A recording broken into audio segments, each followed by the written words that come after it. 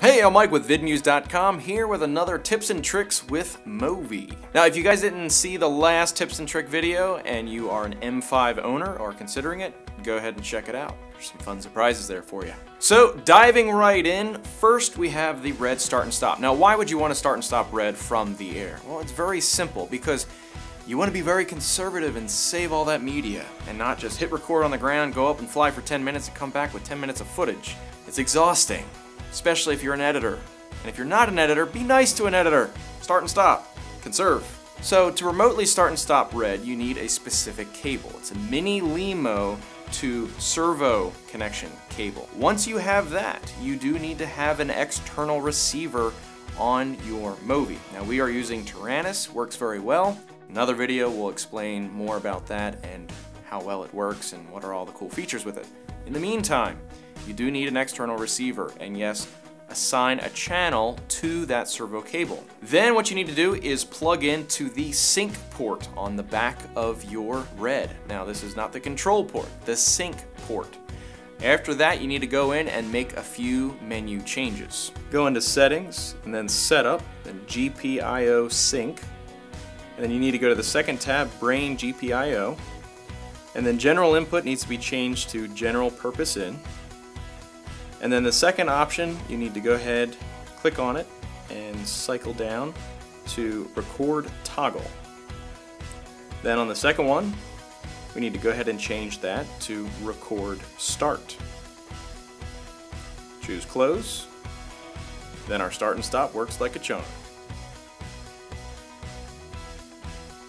So where can you go ahead and purchase a red start and stop cable? Well, you can go over to quadrocopter.com, they have it available. Now the cable is called gentilini red start and stop. The price is $140. Now yes, that may sound a lot for a cable, but it's a lot because it does a lot. Start and stop for red, big deal in the aerial world.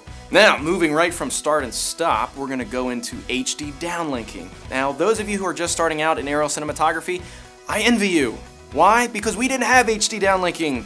It's only been recent. Now it's affordable and amazing, and my gimbal op is not going to complain anymore for shooting with SD. Footage will be better, gimbal ops will be better, everything will be better. So what systems do we use? Well, we are actually using the Connex system.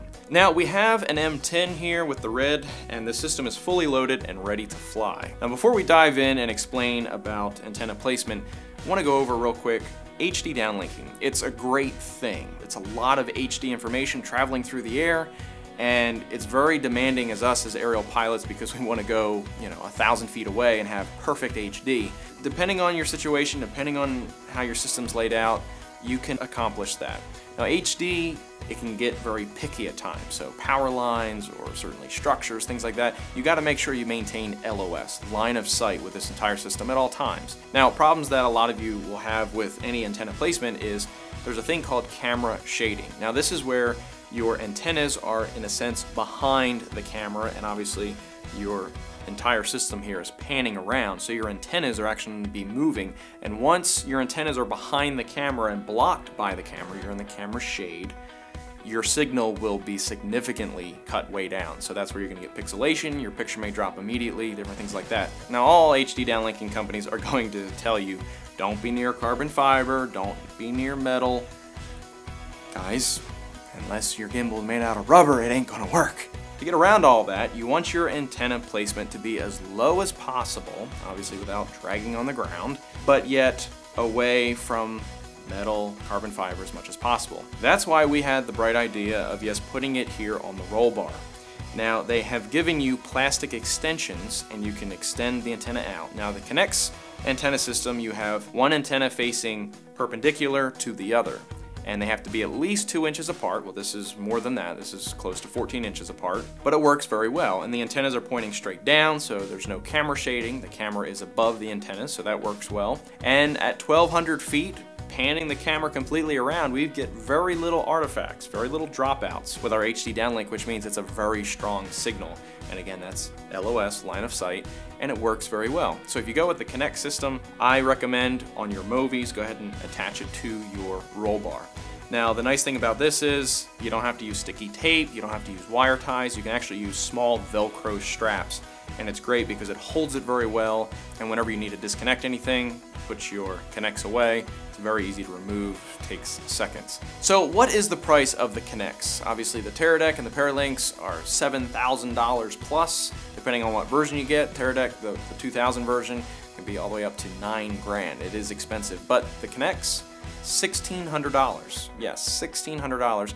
And again, we have been very impressed with it. So those of you who are wanting to purchase the Connex, where do you go? Well, certainly we want a trustworthy source and a company that's going to take care of you. So we recommend go to B&H Photo.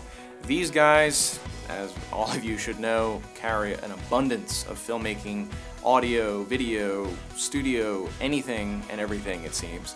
But they do sell the Connex there for $1,600. Go ahead and check them out. The link will be down in the description below. Now, having the ability to start and stop your red with beautiful HD signal coming down, what kind of monitor should you use? Well, we love being completely mobile. That's why we have our radio trays here. So we are completely disconnected from any tripod or C-stand or anything. We are completely mobile and everything is right there at our fingertips. Now we use small HD monitors. Here we've got the DP7. Now it's a 7.7 inch screen.